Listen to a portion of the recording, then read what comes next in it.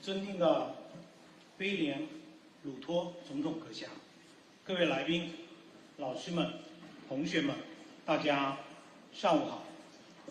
在这个春和景明的美好时节，我们相聚在庄严古朴的北京大学办公楼礼堂，共同欢迎肯尼亚共和国总统威廉·鲁托阁下到访北京大学，并发表演讲。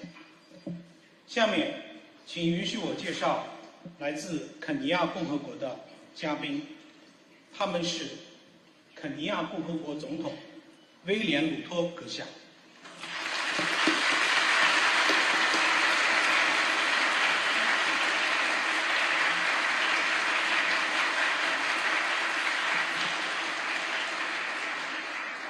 总统夫人雷切尔·鲁托女士。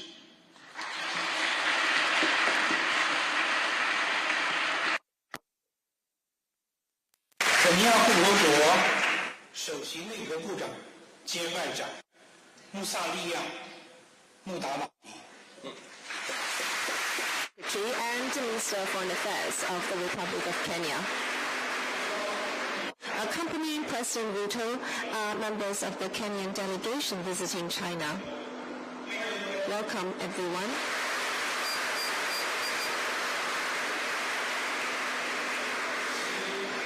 The Chinese guests present today include Ambassador Extraordinary and Plenipotentiary of the People's Republic of China to the Republic of Kenya, Guo Haiyan. Deputy Director General of the International Cooperation and Exchange Department of the Ministry of Education, Zhao Lei. And representatives from the Ministry of Foreign Affairs and Ministry of Education of China. Representatives from Peking University include Secretary of the Party Committee and Director of the University Council of Peking University, He Guangcai. President of Peking University, Gong Xihuang.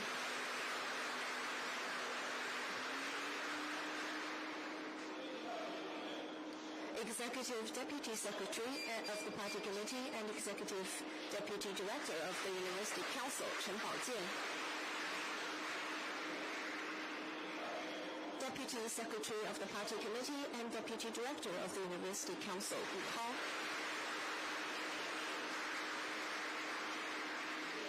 As well as faculty and student representatives from various departments of Peking University. Thank you all for joining us. I'm Fang Fang, Vice President of Peking University.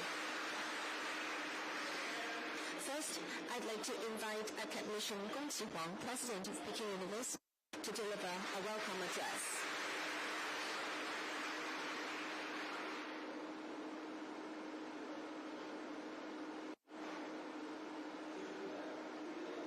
Distinguished President William Ruto, distinguished guests and friends, teachers and students, good morning. It is a great honor for us to welcome President William Ruto of the Republic of Kenya to Peking University in this vibrant spring day at Yuanyuan. Here, on behalf of all the faculty and students of Peking University, I would like to extend a warm welcome to President Ruto and all the distinguished guests present here today. Despite the geographical distance between China and Kenya, the historical ties between our peoples date back to the ancient maritime Silk Road. Over 600 years ago, Chinese navigator Zheng He led a fleet to the coastal regions of present-day Kenya, writing a chapter of friendly exchanges between our nations. Today, the relations between our two countries is flourishing, with comprehensive strategic partnerships steadily advancing, political mutual trust continuously strengthening, and international cooperation becoming increasingly close, which has yielded fruitful results in the joint construction of the Belt and Road Initiative. President Xi Jinping has highly praised the China-Kenya relationship, stating on multiple occasions that the two countries are at the forefront of China-Africa cooperation, bringing benefits to our peoples and setting an example for China-Africa cooperation. Peking University has long valued cooperation with Kenya and other African countries. We have established an African Studies Center offering courses in African languages such as Swahili to cultivate professional talents. We have also engaged in joint archaeological excavations with the Kenya National Museum to enhance research of historical exchanges between China and Kenya. In 2016, under the personal guidance of President Xi Jinping, the Institute of South Cooperation and Development was established at Peking University, training a large number of high-end talents in governance and administration for developing countries, including Kenya. Peking University actively participates in various activities under the UNESCO Priority Africa Program, hosts an Africa-themed sub-forum at the Beijing Forum, and co-initiated projects such as the African Girls Health Education Program to deepen exchanges and cooperation with various sectors in Kenya.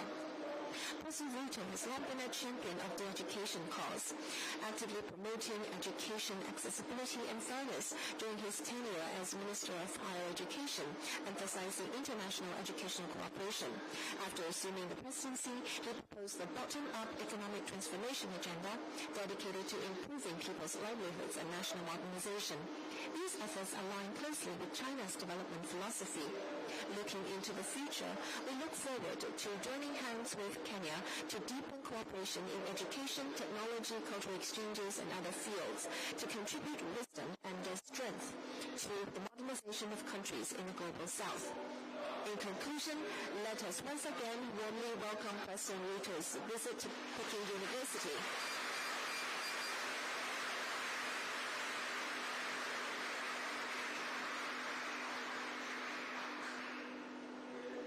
And wish the President and his delegation a successful and fruitful visit to China. Thank you.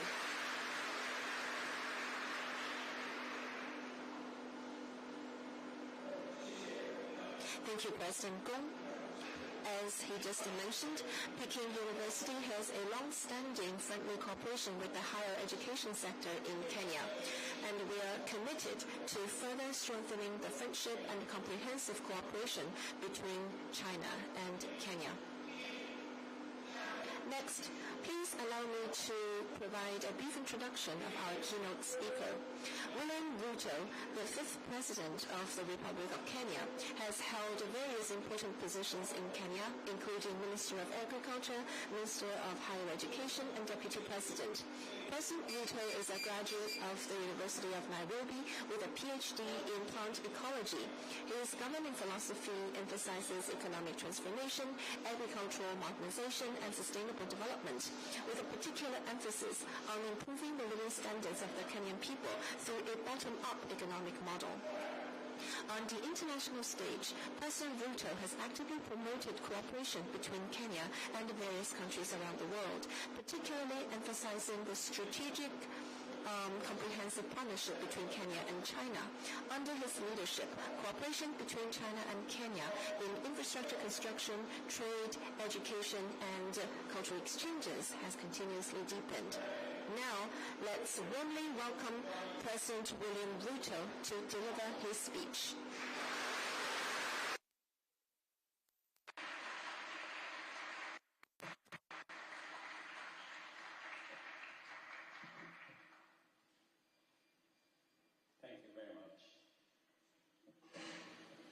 Professor He Huanshu, Chair of the University Council, the President of Peking University, Professor Gong Juhyuan, the management and faculty of the university, dear students, distinguished guests, ladies and gentlemen. On behalf of the people of Kenya, let me express my deep gratitude for the honor and privilege to address this iconic and top-ranked university, which is not only one of China's most historic and prestigious universities, but also a global citadel of intellectual vibrancy, academic excellence, and groundbreaking research. From its founding in 1898, as a symbol of reform to its pivotal role in shaping China's intellectual and academic identity, Peking University has consistently stood at the vanguard of rigorous scholarship and public service. I commend your leadership, faculty, and the entire community for cultivating a world-class institution that fosters mutual understanding, talent development, and knowledge sharing between China and the world.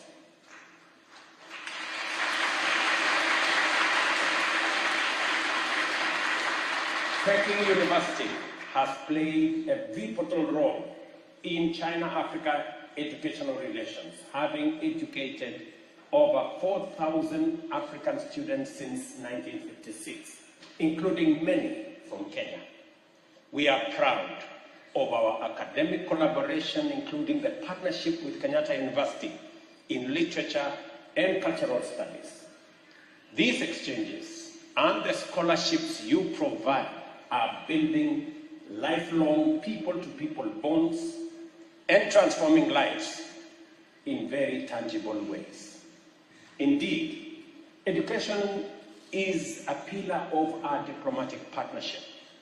As Kenya, and as we deepen our focus on science, technology, and innovation, we welcome further partnerships with Chinese institutions, particularly in STEM fields, that is, artificial intelligence, biotechnology, and the creative economy.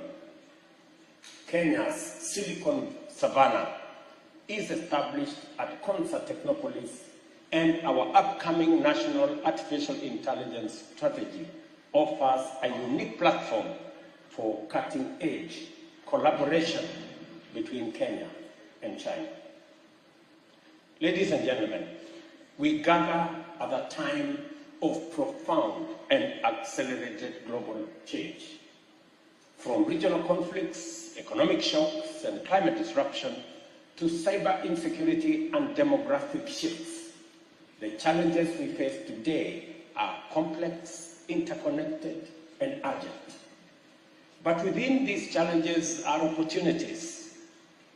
Opportunities for renewed partnership, bold thinking, and reimagined global architecture.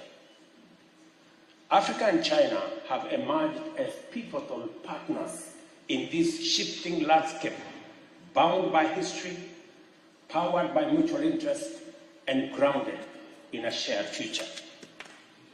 2 days after Kenya gained independence, in December 1963, China opened its embassy in Nairobi, becoming the 4th country to do so. Our ties have only deepened since, culminating in the establishment of a comprehensive strategic cooperative partnership in 2017. China is now Sub-Saharan Africa's largest trading partner and Kenya's largest overall. We export tea, coffee, flowers, and more. And I trust many of you may have enjoyed a cup of Kenyan tea or coffee, or a bouquet of fresh flowers or roses from Kenya. Over 3,000 Chinese companies operate in Africa, 500 of them in Kenya, most from the private sector. our cooperation under the Belt and Road Initiative has delivered flagship infrastructure projects including roads, ports, and the standard gauge railway infrastructure that is reshaping national connectivity and regional integration. But even as we celebrate these achievements, we must confront a sobering truth. The post-war multilateral system is broken, dysfunctional, and no longer fit for purpose. And the escalating trade tariff war may be its final death blow. Allow me, ladies and gentlemen, to give my perspectives on 4 key aspects, namely peace and security, the climate change crisis, the global financial architecture, and matters global trade, and suggest possible ideas on the way forward. On the United Nations and the UN Security Council, no other circumstance other than the post-war situation would have made the current structure of the UN, and more particularly, the UN Security Council, and that is the 5 permanent members with individual powers, an acceptable peace and security architecture.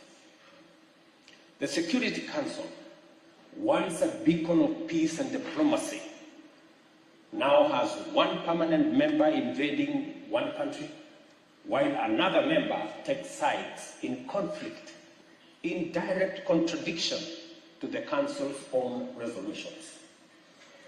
Yet today, the permanent members live in denial and resist reform, even as the Security Council becomes less and less legitimate and its relevance is being put to question. On the other hand, the global multilateral financial architecture is simply outdated. The Bretton Woods institutions recently celebrated their 80th anniversary. 80 years ago, we all know 2/3 of the world's nations did not exist as states when this architecture came into being. The IMF was established to buttress the gold standard, fixed exchange rate system, a system that collapsed 50 years ago. The World Bank, on the other hand, was established to rebuild Europe, an assignment now very well overtaken by events. This financial architecture that we have today presents 4 intertwined challenges. Number 1, the challenge of liquidity or financial safety net for the multiple and persistent climate and economic shocks that we face today. Secondly, inadequate finance for development and climate action. And number 3, cost of capital, what we are calling the great financial divide. And lastly, the problem of recurring debt crisis in developing countries, which is a consequence of the first 3. The climate crisis is perhaps the most urgent and existential challenge of our time. Africa, despite contributing the least to global emissions, bear the greatest burden through floods, droughts, displacement, and food insecurity. We have scientific consensus that these extreme weather events are human-induced. But even if it were otherwise, decarbonization of the economy is progress in its own right. Conservation of nature and clean air are desirable ends in and of themselves.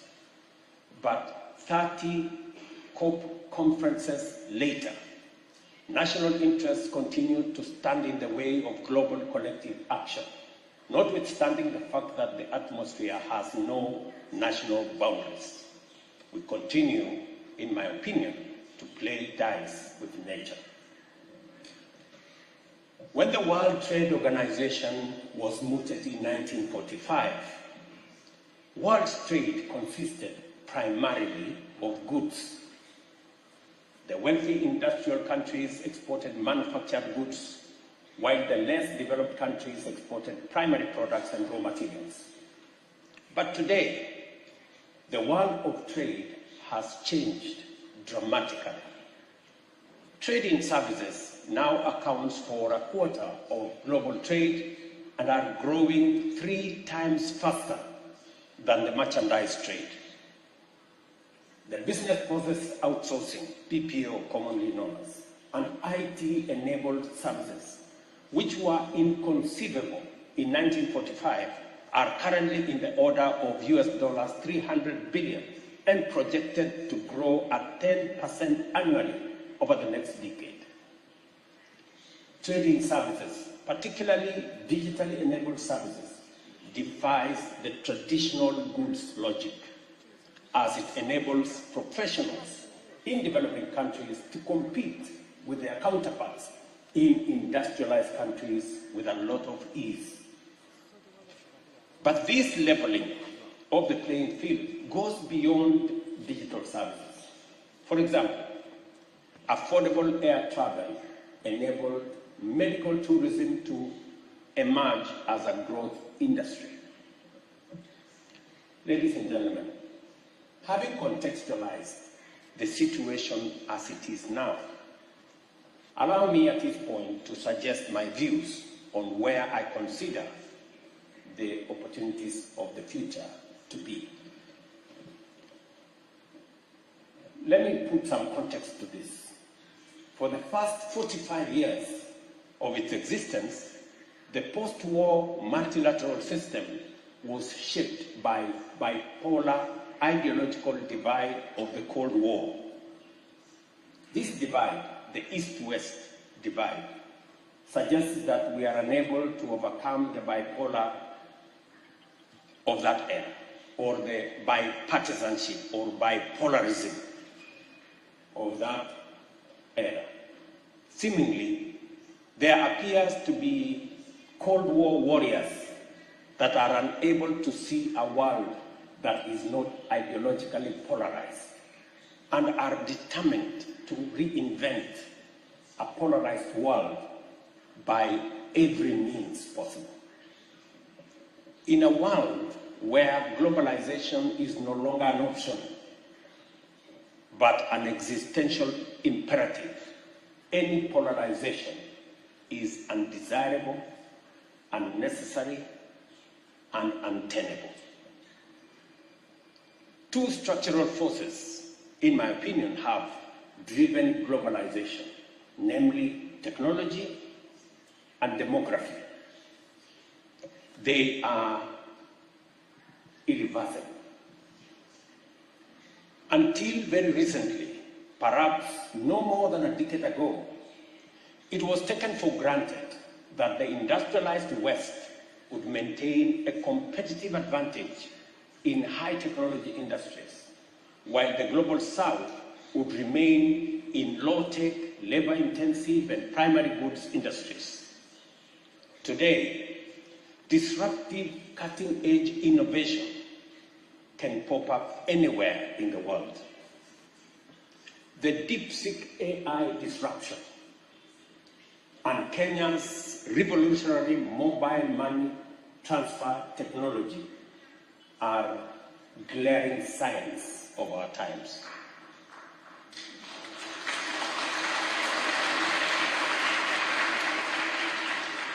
Additionally, there is a saying that demography is destiny.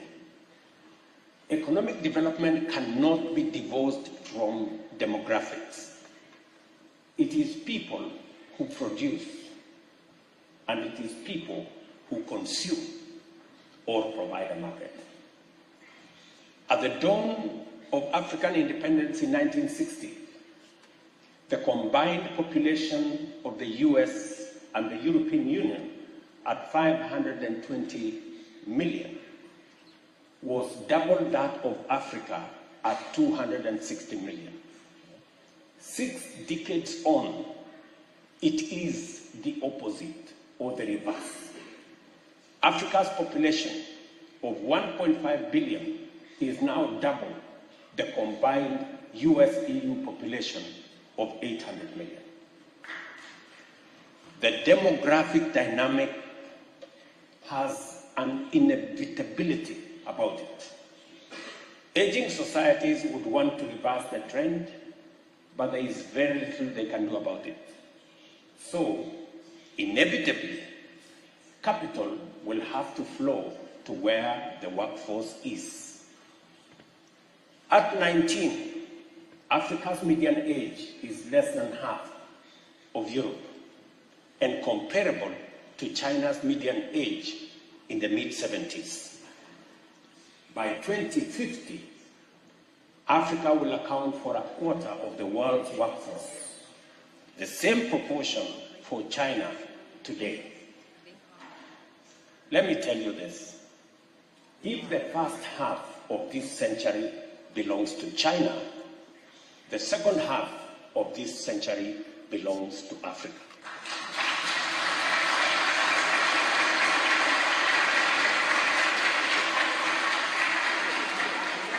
We must therefore imagine a new peace and security architecture, one rooted in democracy, equity, transparency, and equal representation.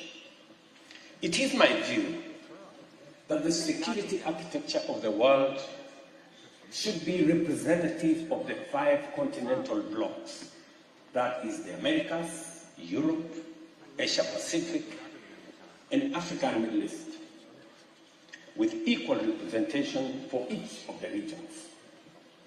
Seeing as Europe already has 3 members, France, the UK, and Russia, it seems reasonable to all of us that the membership for each region be set at 3, so that we end up with a total of 12 permanent members. Such a council would better reflect today's geopolitical realities and uphold the principle of sovereign equality among nations. On the other hand, global opinion is divided on whether the current international financial architecture can be reformed. Many people tell me it cannot. My view is that as difficult as it is still easier to reform this financial architecture, even though the latter would be a better option. At the heart of the Bretton Woods institution is a fundamental issue. These are shareholder institutions. At the time they were formed, the shareholders were also the primary stakeholders and beneficiaries. Both the World Bank and IMF have evolved into development finance institutions, but the ownership and power remains with the wealthy countries that they no longer serve. The interests of the shareholders and stakeholders and beneficiaries are at great variance almost all the time.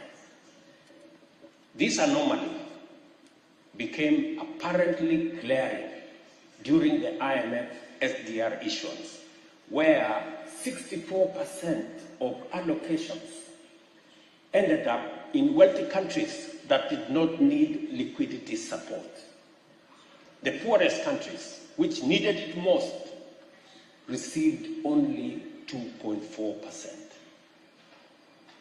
That is the extent of disconnect between the shareholders' interests and the stakeholders and beneficiaries' interests. There are many reforms required of these institutions, but I believe that the most consequential is governance changes that will transform them into independent, apolitical, global institutions insulated from the national interest of their shareholders. And you know what? This requires no more than adopting modern corporate governance best practice. The shareholders should elect directors, and the directors should appoint and supervise competent professional management. Just as simple as that. I believe reform, not abandonment of multilateral system, is the path into the future. Let me go back to climate change. The inaugural Africa Climate Summit held in Nairobi in September 2023 resolved, and I quote, to urge world leaders to rally behind the proposal for a global carbon taxation regime, including a carbon tax on fossil fuel trade, maritime transport, and aviation, end of quote. This principle is accepted at the national level and is implemented through carbon taxes, subsidies to green energy, and national emissions trading systems. Yet, we continue to resist taking this to its logical conclusion, that is, having a global carbon taxation regime. However, I take note that recently, in fact earlier last month, the International Maritime Organization adopted a global emissions tax, meaning that this reality is beginning to dawn, that is the way to the future. Kenya, on the other hand, generates 90% of its electricity from renewables and has enshrined climate adaptation in law. Nairobi is now home to the second headquarters of the Global Center on Adaptation, the first global institution co-located in both the Global North and Global South. I wish to commend China for its leadership in renewable energy technologies, particularly in solar power and electric vehicles.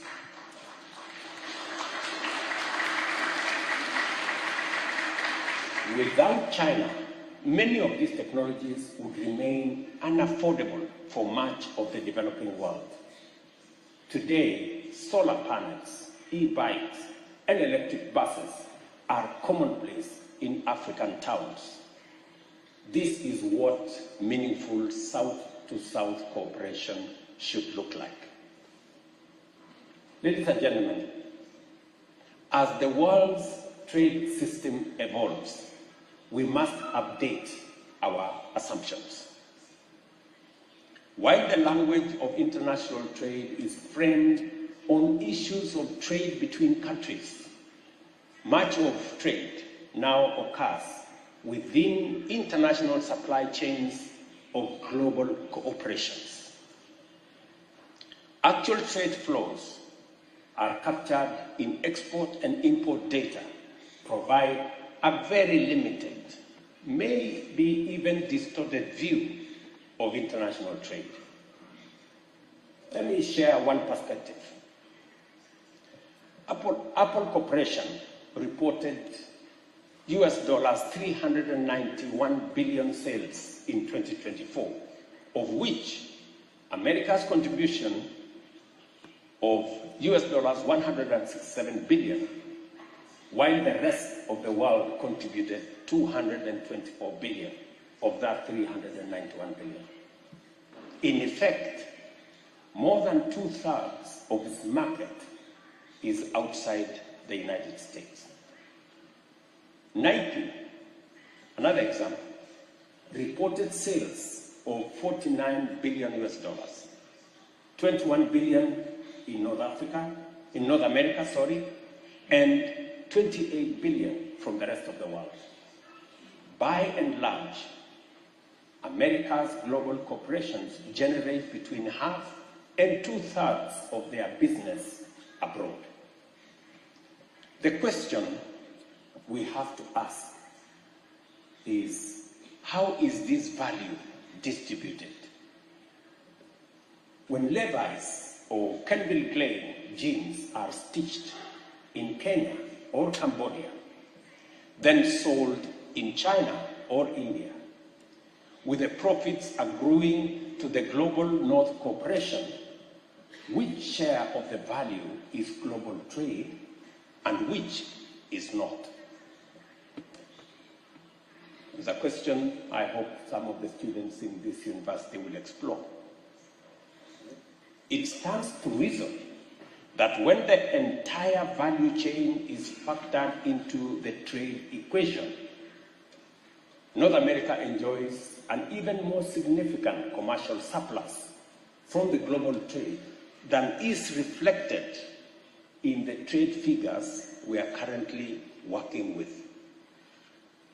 Indeed, this is the conclusion reached in a study by the European think tank Center for Economic Policy Research, published in 2024, which was titled Globalization and Profitability of US Firms.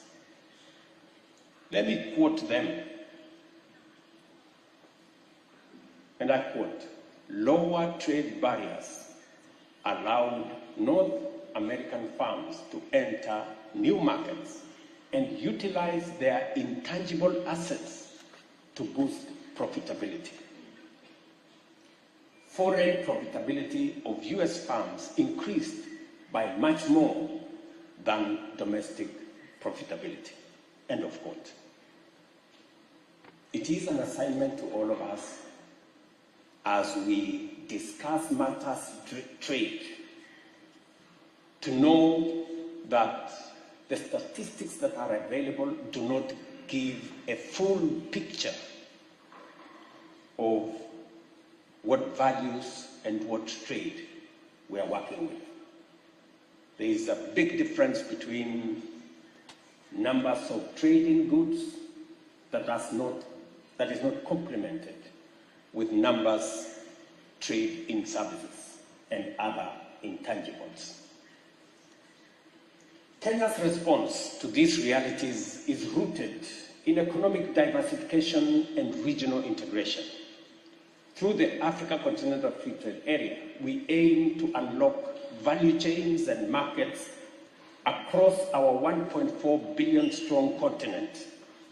Nairobi, our capital, serves as a UN headquarters in the Global South and as a hub for environment, finance, media, and innovation. We are also a diplomatic hub. Kenya has remained a non-aligned nation committed to peaceful resolution of conflict and sovereignty and mutual respect. We support the One China policy, a two-state solution in the Middle East, and dialogue, not escalation, in the Russia-Ukraine conflict. As we say in Africa, when two bulls fight, the grass suffers. Let us choose understanding over confrontation. Kenya's greatest asset is its people, young, skilled, and entrepreneurial. Over 80% of our population is under 35, and we are building institutions and ecosystems that will harness this demographic advantage through education reform, digital innovation, and youth entrepreneurship. Initiatives like our Silicon Savannah at Concert Technopolis and our Big Five University Research Cluster are also attracting global partnership. Peking University can play a pivotal role in this future. We encourage deeper cooperation through scholarships, artificial intelligence research, innovation labs, and student exchanges. We envision a digital future that is Kenya in location, Africa in identity, and global in impact. Ladies and gentlemen, Kenya and China are not merely trade partners. We are co-architects of a new world order, one that is fair, inclusive, and sustainable. Let us measure our success not in GDP growth or trade volumes, but in how many lives we uplift, how many futures we secure, and how much dignity we restore.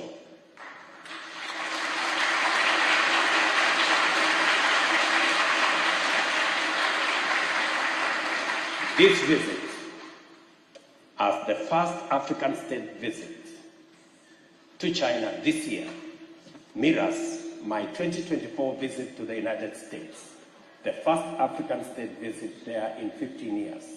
Perhaps, symbolically, Kenya can serve as a bridge between East and West, North and South, in an era of deepening geopolitical tensions.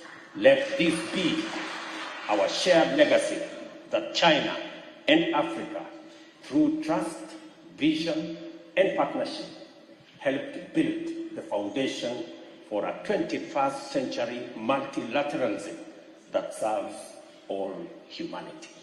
I thank you.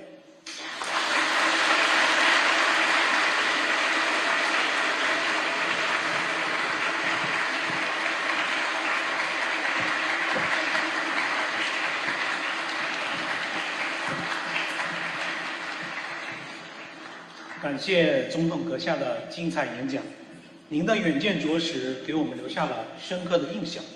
您关于非洲可持续发展道路的分享，以及对当前国际形势下非洲国家国际合作前景的展望，为我们提供了极具启发性的新视角。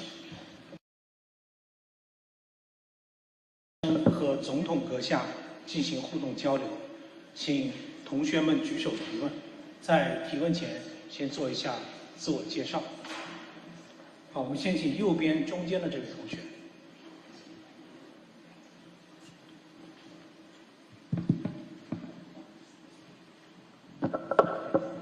Good morning, Mr. President. I'm Zhang Yang. I'm a PhD student at National School of Development. Thank you for the enlightening speech. I have learned a lot. And, climate change is now becoming a major challenge for all countries, including China and most countries in Africa. And so I wonder what is your plan to fight against climate risk, and especially extreme weather, and how would you like to deepen your cooperation on climate with China in the future? Thank you.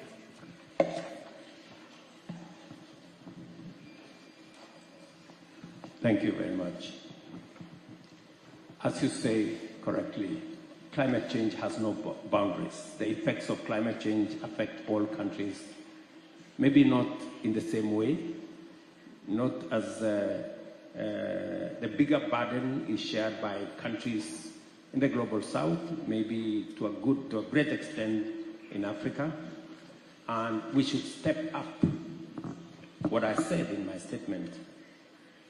The current international financial architecture do not have the requisite resources to finance development and climate action. And that is why it is our belief that there is need for reform of the international financial architecture to be in tandem and to synchronize the international financial architecture with the realities of today, that we have serious shocks that come as a result of climate change, droughts, floods that result in serious devastation in many parts of the world, and there is no adequate resources to be able to mitigate the effects of serious climate effects on countries, especially those in the global south.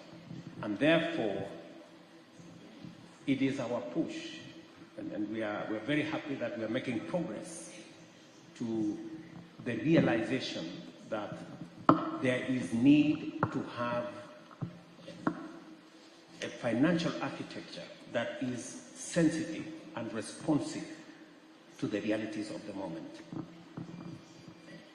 It is our considered view that beyond the reform of the financial architecture, is new sources of funding, new sources of raising resources to finance development and to finance climate action.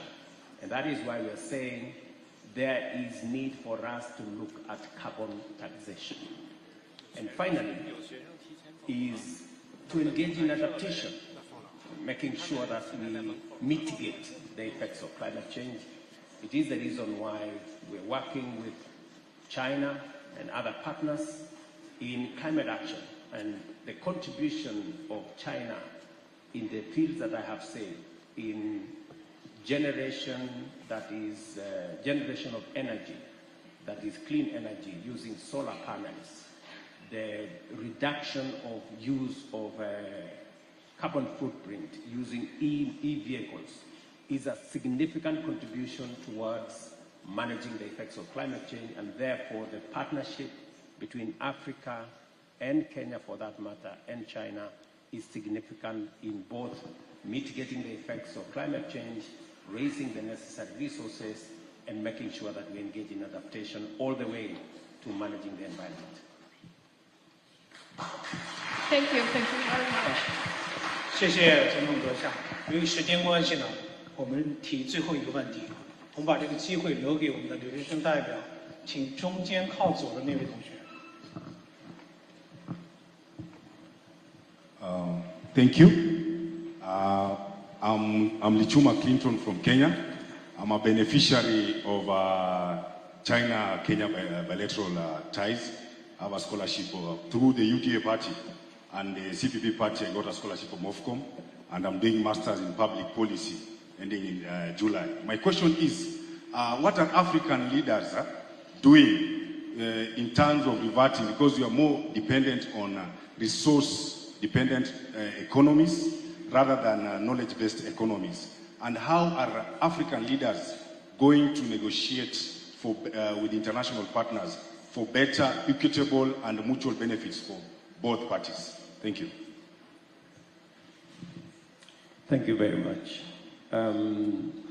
You're right, and I spoke in my statement, if you followed my statement, the knowledge economy, the economy, the future of trade is not necessarily going to be trading goods or products.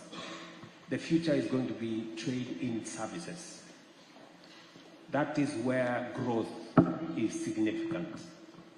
And trade in services means that we invest in people, we invest in education, we invest in training. It is the reason why Kenya spends 30% of our national budget in education and training. We spend $5 billion every year in education because the future is in people and trading services. It is also the reason why, working with friends from all continents, we are expanding our footprint on fiber optic to be able to do more on digital jobs, digital commerce, because that's where the future lies. And so even as we look into the future, we are making ourselves competitive by investing in the areas that have growth going into the future. That's number one. Number two, we are also reforming our institutions. For example, the Africa Union is being reformed so that we can better negotiate, we can improve our tools of negotiation with other parts of the world, so that even if it is trading goods or even trading services, we can negotiate better if we build the muscle to act together. It is also the reason why there is the South-to-South cooperation that brings into the equation the relationship between Africa and China and Asia and others, so that we can better negotiate ourselves into business, into opportunities, into the future, and also insulate ourselves from unilateral action from others, who may want to take advantage of the muscle that they have. So this whole building of coalitions that would help improve our position of trade, of investment, are the two sides of what we are doing. We are investing in our people so that we create advantages for the future, especially in the areas of trade, in services and other spaces. And especially as we look into the future, Africa is going to have a quarter of the world's workforce by 2050. That gives us advantage. And we need to make sure that we sharpen that workforce. We make it fit for purpose so that we can take full advantage of that workforce the way China has taken in half of this century. We intend to prepare ourselves to take over the advantage in the next half of this century. Thank you very much.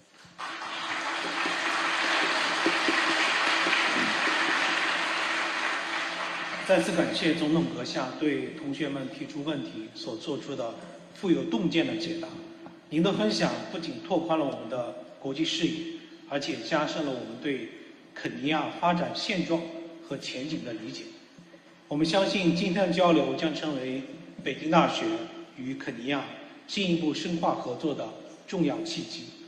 我们期待未来有更多的机会与肯尼亚各界加强交流，为深化中国同肯尼亚关系、构建新时代全天候中非命运共同体做出贡献。接下来，我们有请何光彩书记代表北京大学向总统阁下赠送纪念品——北京大学大学堂牌匾。我们也请何书记、龚校长与总统阁下合影。